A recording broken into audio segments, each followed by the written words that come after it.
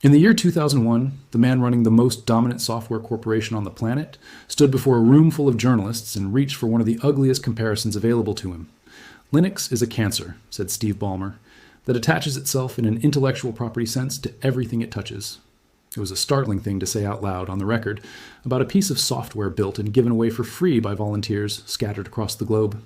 And in that moment, Microsoft genuinely believed, because why wouldn't it, that this new threat could be handled the same way it had handled every threat before it. Crush it with capital, crush it with market share, crush it through decades-deep relationships with every hardware manufacturer that mattered. Microsoft had the money, the muscle, and the connections to bury almost anything. What Microsoft did not have, and what almost nobody inside the company seemed to grasp in that period, was a workable method for stopping something that simply refused to behave like a normal rival. That gap between confidence and capability is really the entire subject of this video. It's easy, looking back, to treat corporate history as a series of inevitable outcomes, as though, of course, Microsoft eventually made peace with Linux. Of course, the cloud era rendered the old hostility pointless. Of course, the story ends the way it ends. But nothing about that outcome felt inevitable to the executives living through it in real time. From where Microsoft sat in 2001, Linux looked like exactly the kind of problem the company had solved before, over and over again, against rival after rival. The fact that it wasn't, that the old playbook simply didn't apply, is precisely what makes this such a useful story to actually sit with, rather than just knowing the punchline. Fast forward to today, and the picture has become almost unrecognizable. Microsoft now runs Linux at massive scale inside its own cloud. Engineers employed by Microsoft submit code straight into the Linux kernel. The company builds and ships its own homegrown Linux distribution. The same corporation that once treated an open operating system as a mortal danger, worth fighting with courtroom battles, confidential internal memos, and behind-the-scenes arm twisting, eventually constructed an enormous share of its modern business directly on top of the very technology it had tried to strangle in its crib. What follows is the fuller account of exactly how Microsoft tried to bring Linux down across 2 decades and several genuinely distinct strategic phases, and why each one of those strategies in turn collapsed. To make sense of why Microsoft reacted with such alarm, you first need to understand what set Linux apart from every competitor the company had ever squared off against. The project traces back to 1991, when a Finnish university student studying computer science, Linus Torvalds, published the source code for a brand new operating system kernel and threw the door open to anyone willing to pitch in and improve it. That one decision, releasing the underlying code freely instead of packaging it up for sale, meant Linux simply could not be beaten using Microsoft's usual toolkit. Think about what that toolkit actually required. You cannot acquire a company that doesn't exist as a single company. You cannot spend your way past a product that costs its users absolutely nothing to obtain. You cannot lock up an exclusive distribution arrangement against a scattered, ever-shifting community of volunteer programmers, a community that, over time, grew to include dozens of competing corporations, none of which actually held ownership over the underlying project. Every weapon in Microsoft's arsenal had been forged across more than a decade of dominating DOS and then Windows by outcompeting individual companies. Linux was not a company. It behaved more like a weather system, impossible to negotiate with, impossible to buy off, and impossible to simply outweight. Consider for a moment how Microsoft had handled essentially every prior threat to its dominance. Rivals in the spreadsheet market, in the word processing market, in the web browser market. Each of these were, in the end, companies with headquarters, with boards of directors, with product roadmaps that could be studied, undercut, or simply outspent. Microsoft could bundle a competing product for free until the rival's revenue collapsed. It could acquire a promising upstart before it grew dangerous. It could lean on distribution partnerships to make sure its own software reached customers first, and reach them by default. Every one of those tactics depended on there being a single organization on the other side of the fight, a headquarters to pressure, a revenue stream. To undercut, a set of executives who could eventually be persuaded, cornered, or bought out. Linux offered none of that surface area. There was no headquarters to send a threatening letter to. There was no single revenue stream to starve. There wasn't even a single roadmap Microsoft could try to outpace because different contributors, companies, and volunteers were often pursuing different priorities simultaneously, with no central authority forcing alignment. It was a genuinely novel kind of opponent, and Microsoft's leadership took years to fully absorb what that actually meant. Microsoft's opening strategy, stretching from the closing years of the 1990s into the earliest years of the new millennium, amounted to confident dismissal that slowly curdled into open hostility. Back in 1999, Bill Gates was quoted publicly downplaying Linux as no serious danger to Microsoft's core business, framing it as something that lacked the organizational backbone and enterprise-grade support that real corporate customers actually required. That sense of security didn't survive contact with reality for very long, as Linux kept quietly showing up on more and more servers, tucked away in more and more data centers around the world. Microsoft's public messaging noticeably sharpened. The company rolled out a marketing initiative called Get the Facts, explicitly designed to pit Windows against Linux across cost and reliability comparisons. Comparisons that, perhaps unsurprisingly, tended to be funded or shaped in ways that consistently favored Microsoft's own preferred conclusions. Ballmer's now infamous cancer remark wasn't some stray off-the-cuff soundbite that slipped out by accident. It was the public-facing tip of a much larger institutional shift, a company moving from breezy confidence to genuine, visible panic, and no longer bothering to hide that panic from the press. It's worth remembering, too, that this wasn't happening in a vacuum. The late 1990s and early 2000s were the exact years when Microsoft was simultaneously fighting the antitrust battle of its life over its treatment of Netscape's web browser, and internally, executives seemed acutely aware that a second front, this time against an operating system that couldn't be bought, sued out of existence, or bundled into irrelevance, represented a genuinely different category of danger. The dismissiveness of the late 1990s wasn't really complacency so much as it was a company that hadn't yet updated its mental model of what kind of competitor it was actually facing. By the time that mental model updated, the company's response had swung hard in the other direction, from underestimating Linux entirely to treating it as an urgent, almost existential threat requiring an aggressive company-wide response.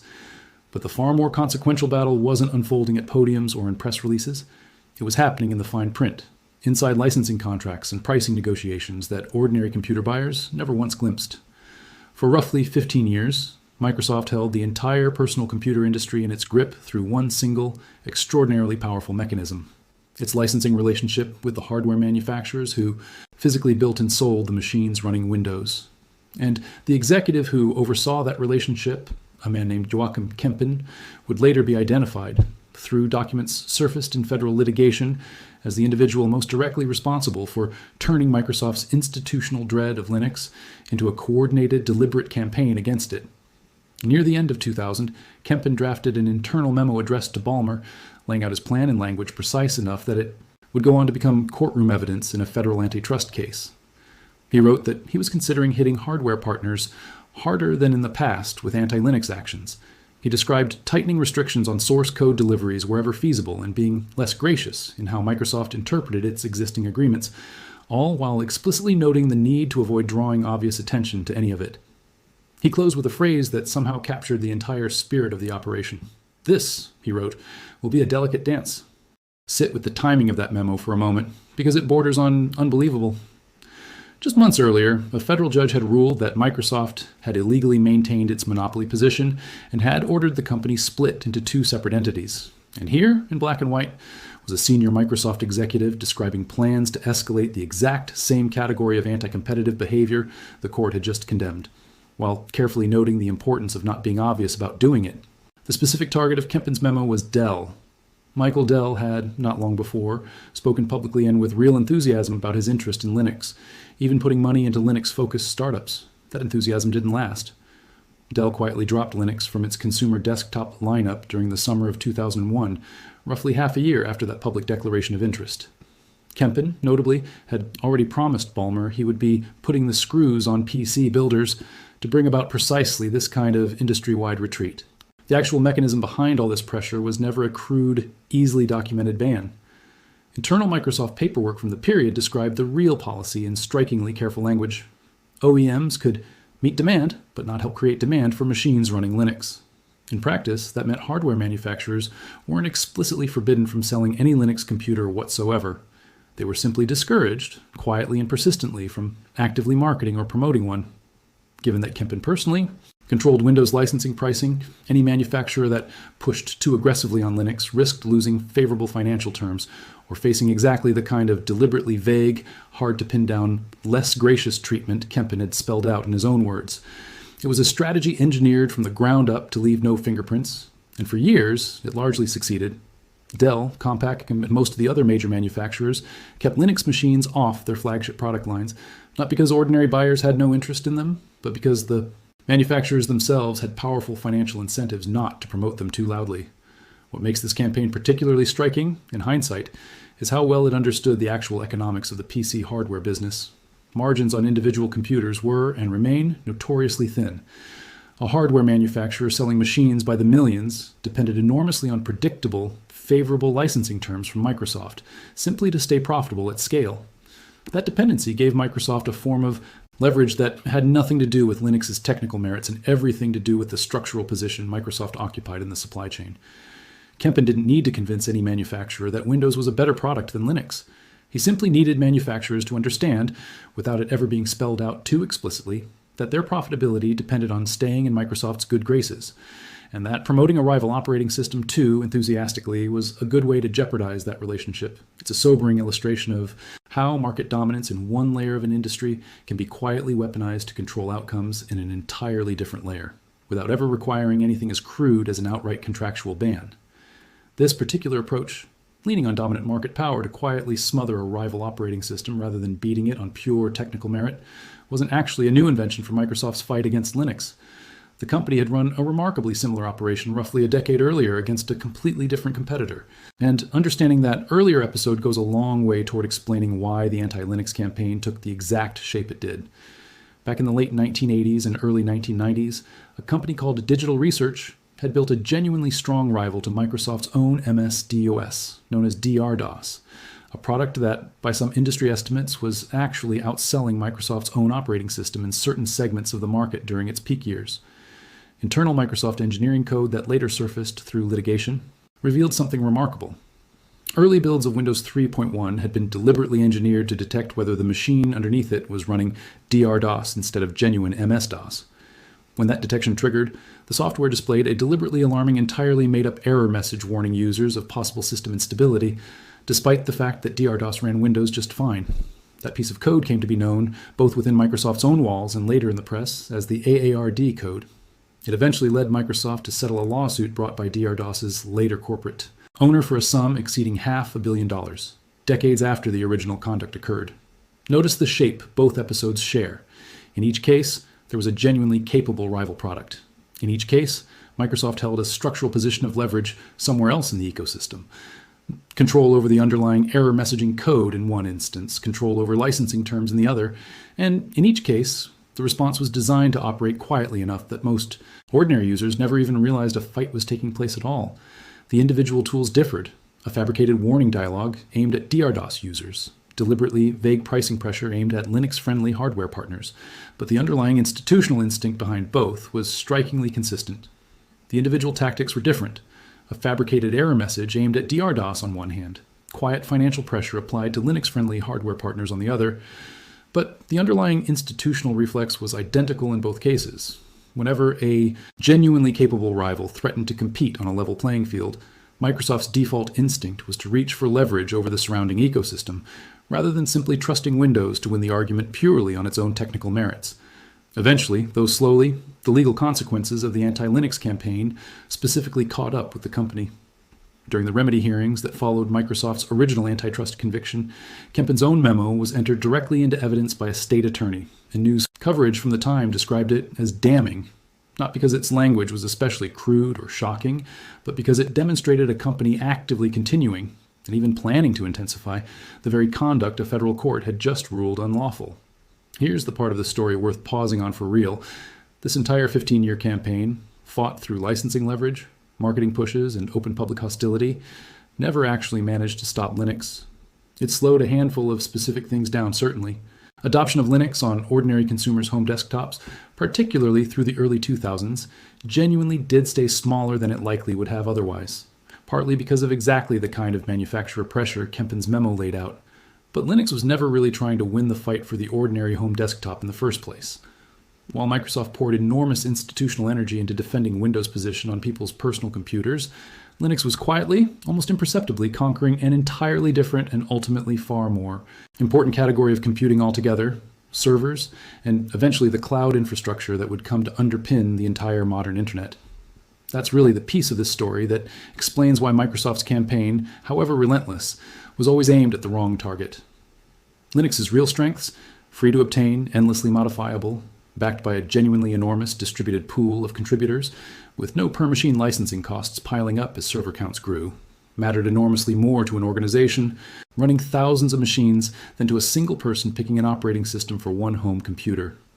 Web hosting firms, universities, and eventually the largest technology companies on the planet all adopted Linux because it solved a fundamentally different problem than the one Microsoft was busy defending against on the desktop front. By the time Microsoft's pressure campaign against hardware manufacturers had genuinely succeeded in keeping Linux off a meaningful chunk of consumer desktops, Linux had already become the dominant force running the actual backbone of the internet, an outcome that no amount of licensing pressure directed at Dell or Compaq's desktop product lines could ever have prevented, because the whole fight was unfolding in a market Microsoft's pressure campaign had never been built to compete in at all. The real turning point in Microsoft's relationship with Linux didn't arrive because the company won that fight.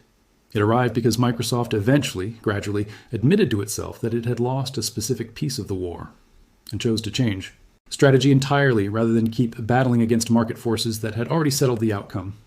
That pivot is most commonly, and most fairly, credited to Satya Nadella, who took over as Microsoft's chief executive in 2014.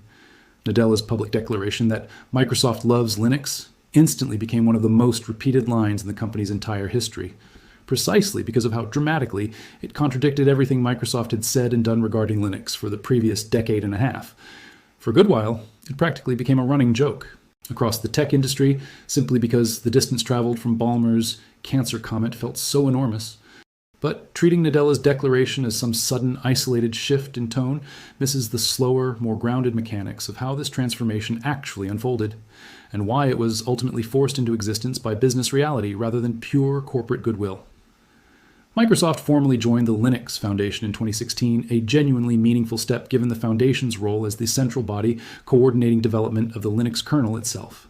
From there, Microsoft's involvement kept deepening in substantive, concrete ways, contributing actual code to the Linux kernel, building the Windows subsystem for Linux so Windows users could run a genuine Linux environment without ever leaving Windows, and, most significantly of all, when it's building Azure, its own cloud computing platform, into a business that leans heavily on Linux, running at enormous scale.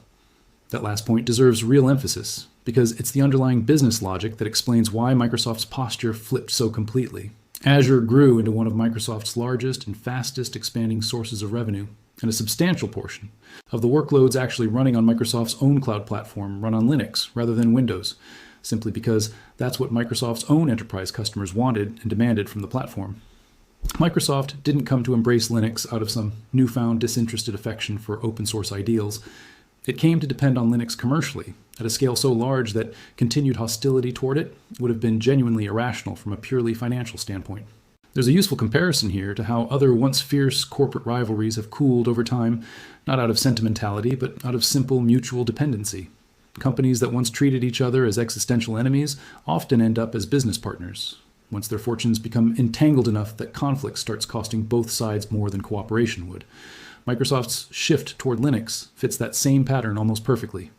Enterprise customers building applications on Azure didn't particularly care about the historical animosity between Microsoft and the open source community. They cared about running their workloads reliably, cheaply, and on whatever technology best suited their needs. And increasingly, that technology was Linux. Microsoft could either keep fighting a war its own customers no longer wanted fought, or it could meet the market where it actually stood. Nadella's leadership made the second choice, and the results speak for themselves in Azure's continued growth as one of the most important pillars of Microsoft's entire business. Microsoft eventually went well beyond simply tolerating or supporting Linux running on top of its infrastructure. The company built and released its own Linux distribution outright, called Azure Linux, quietly powering internal cloud services for years before the public even learned the project existed, before eventually making it more broadly available. Sit with the irony embedded in that single fact for a moment. The same company whose own chief executive once compared Linux to a disease eventually designed, built, and maintained a genuine Linux distribution of its own. Not as some symbolic public relations gesture, but as real functional infrastructure quietly running a meaningful share of Microsoft's own cloud business. It's worth being honest about the limits of this transformation, because presenting it as a clean, uncomplicated reversal would flatten a genuinely messier reality. Microsoft's current relationship with Linux in the broader open source world is unquestionably far friendlier than it was during the Ballmer years, but it isn't perfectly uniformly harmonious either. Elsewhere on this channel, we've covered more recent friction points worth remembering here: dual boot systems breaking after routine Windows updates, secure boot certificate transitions, catching Linux users off guard with barely any warning, Microsoft Teams behaving inconsistently across different web browsers on Linux systems specifically. None of these newer episodes amount to the same kind of deliberate documented sabotage campaign that Kempen's memo described decades ago. But together, they point to a pattern worth naming honestly. Even in an era of genuine institutional acceptance, friction between Windows' continued market dominance and the everyday experience of actual Linux users keeps resurfacing in smaller, far less centrally coordinated forms. It suggests the deeper tension between these two philosophies of software was never fully erased. It simply stopped being an explicit top-down corporate strategy handed down from executives. Part of what makes this lingering friction so interesting is that it no longer requires any coordinated intent to produce real consequences for Linux users. A company the size of Microsoft, shipping updates to hundreds of millions of machines, will inevitably create edge cases and compatibility headaches for anyone running something other than Windows on hardware Microsoft didn't specifically design or test for. Whether any individual instance stems from genuine indifference, honest oversight, or something closer to old habits reasserting themselves is often impossible to say for certain from the outside, and that ambiguity is itself telling. In the Kempen era, the friction was deliberate, documented, and strategic. Today, it's diffuse enough that no single memo could ever capture it, which in its own way says something about how thoroughly the relationship has changed, even if it hasn't become entirely frictionless. So why, in the end, did Microsoft's effort to stop Linux fail so thoroughly across every distinct approach it actually attempted? The honest answer weaves together several separate threads at once. Linux's decentralized, community-owned structure meant there was never a single company, a single group of executives, or a single licensing contract that Microsoft could target in order to meaningfully slow the project's underlying technical progress, the way it might have against a conventional corporate rival. Linux's genuine advantages showed up first and most decisively in markets, servers, and later cloud infrastructure. That Microsoft's actual pressure campaign, built entirely around consumer-facing hardware relationships, was never structurally positioned to contest in the first place. And once Linux had become deeply, structurally embedded in the infrastructure powering the modern internet, the underlying economics shifted so completely that continued hostility toward Linux became a genuine liability to Microsoft's own most important, most profitable business, its cloud platform, rather than any kind of meaningful defense of it. There's a broader lesson buried inside this entire decades-spanning story, one that reaches well past this one particular rivalry. Across the late 1990s and early 2000s, Microsoft was an extraordinarily powerful, extraordinarily well-funded company, fully capable of applying real, well-documented pressure across an entire industry's hardware ecosystem. And none of that raw power turned out to be the correct tool for the specific kind of threat Linux actually posed. Trying to defeat a decentralized, freely replicating, community-owned project using tools originally built to defeat a conventional corporate competitor was always going to resemble trying to negotiate with the weather. You can build sturdier shelter. You cannot actually make the rain stop by signing a licensing agreement. Microsoft eventually figured this out, decades later than it arguably should have, and changed course entirely, not because its internal values shifted overnight, but because the underlying economics of its own business eventually left it with no other rational path forward. The same company that once compared Linux to a cancer now runs enormous portions of its own infrastructure on top of it, contributes code directly to its kernel, and builds products explicitly designed to make Windows and Linux work together rather than treating either one as an existential threat to the other. This isn't really a story about Microsoft transforming into some fundamentally more virtuous company. It's a story about what happens when even the single most powerful company in an entire industry runs headlong into something its whole competitive playbook was never actually built to fight. There's also something worth noting about the sheer amount of time this whole transformation actually took. This wasn't a strategy that shifted over a single fiscal quarter, or even a single executive's tenure. From Ballmer's cancer remark to Nadella's declaration of love, roughly 13 years passed. 13 years during which an entire generation of engineers, some of whom likely grew up using Linux themselves, rose through Microsoft's ranks and eventually helped steer the company toward a wildly different relationship with the technology their predecessors had once tried to quietly suffocate.